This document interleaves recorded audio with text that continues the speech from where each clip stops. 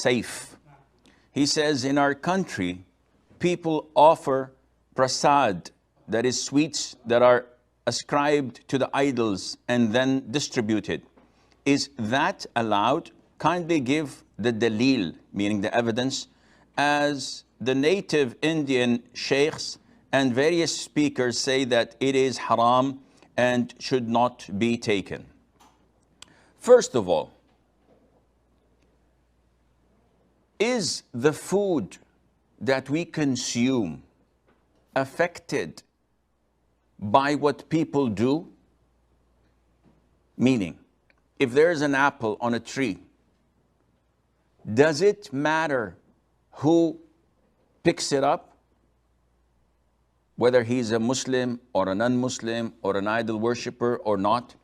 If he takes this apple and puts it in front of his idol and he recites his prayers, will there be anything affecting that apple? The answer is no. For food that we consume is divided into two types: veg and non-veg, as they call it today. For us Muslims, it's considered to be meat of animals that live on land or other than that. What do you mean by other than that? Meat that is of animals that live on the ground, on earth, that are halal to us, such as cattle, livestock. So cows, camels, sheep, goats, all of these are halal. Things that we hunt, such as deers, rabbits, also birds that we slaughter, chicken, goose, ducks, whatever. These are meat that are halal for us, and they live on earth. There are other creatures that live in sea, in water, and these are halal altogether, regardless of their nature or their names. So sea dog, sea pork or pig or whatever, sea lion, all is halal. You don't slaughter it. Anything that lives in water, you can eat it once it's dead. Sharks are halal to eat. Whales, etc. Pardon me. So the sky is the limit. These are the meat. Also, there are animals that are prohibited for us to eat, such as animals that have claws and are predators, like lions, tigers, all these predators that hunt. And also birds that have the same, such as larks, hawks, eagles, etc. So this is meat. Other than that, it's vegetables, fruits, or food prepared from such vegetables or grain or whatever is available. In our religion, what is affected by what you do is the meat.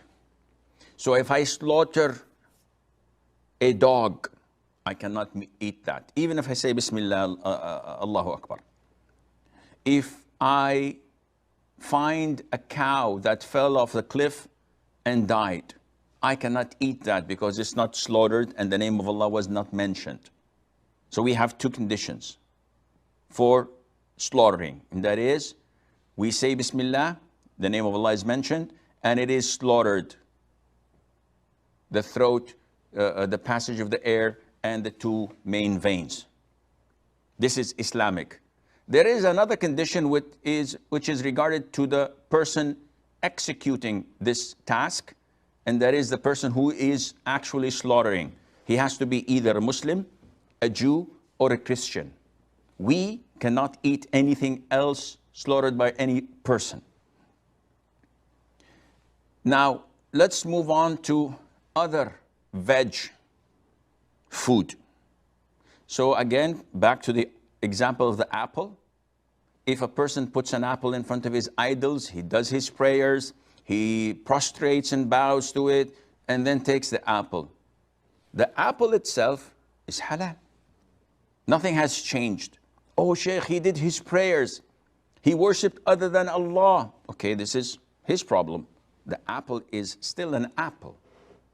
So, having said that, if a non-Muslim sends us food, and it is veg food, it's vegetables, fruits, sweets, anything that does not have animal ingredients in it. And whether they brought it out of their temples or they had special prayers offered on their feasts or Eids or holy days, and they present it to us, scholars have disputed. Some said haram, as Asif or Saif said. Other scholars said, no, the food is halal itself, but there are a number of preferred conditions. So if accepting it is for the sake of being good to the one who's good to you, this is recommended. If the food is halal, then there's no problem. If you're not participating in their feasts and festivals, not even by congratulating them, so you don't even say Happy Diwali, or Happy Independence Day, or Happy Christmas. If you don't say this, you don't participate in their gatherings and their festivals, there's nothing wrong in accepting it. Because accepting a gift from a non-Muslim is something permissible. Allah Azza wa Jal did not prevent us from being good to the non-Muslims. On the contrary, Allah Azza wa Jal asks us to be good to those who do not have any form of aggression against the Muslims, do not expel us out of our homes, do not prosecute us in our religion.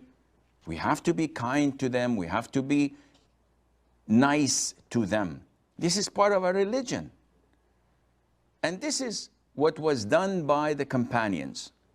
Ali, may Allah be pleased with him, and he's the fourth caliph, and he's the cousin of the Prophet ﷺ, and he's married to the daughter of the Prophet ﷺ, was brought once with sweets that the fire worshippers prepare on their day of feast, which is a Nayruz. And he accepted it, he ate it, and he liked it. And he said, there's no problem in bringing such food every now and then for us, knowing that it was prepared for their fire and on the day of their Eid. Aisha, may Allah be pleased with her, also was asked about the gifts given to us by disbelievers on their days of feast. She said, as long as it is fruit, there's no problem, meaning that it is not meat. And this is the choice of Shaykh al-Islam ibn Taymiyyah, may Allah have mercy on his soul, and it is something that if you apply your common sense with your logic in accordance to the evidences from Imam Ali, may Allah be pleased with him, and from our mother Aisha and other many different evidences, you will find that it is clear, insha'Allah Azza wa Jal.